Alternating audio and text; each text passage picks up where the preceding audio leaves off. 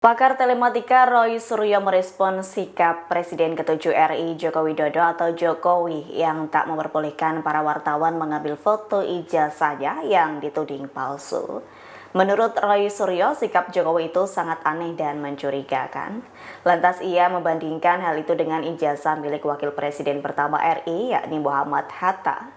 Pihaknya menyebut ijazah Bung Hatta justru terpampang nyata dan dipajang di gedung perpustakaan kampus Erasmus University. Diketahui Bung Hatta mengambil jurusan ilmu perdagangan di Fakultas Ekonomi mulai tahun 1921, lalu pihaknya dinyatakan lulus pada 1932 dengan gelar Doctorandus in the Economics Wetenskapen.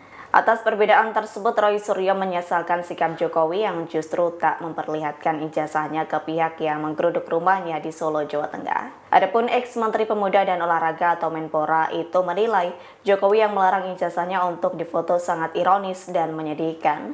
Terlebih hal itu dilakukan di tengah keterbukaan informasi dan kemajuan teknologi komunikasi seperti saat ini.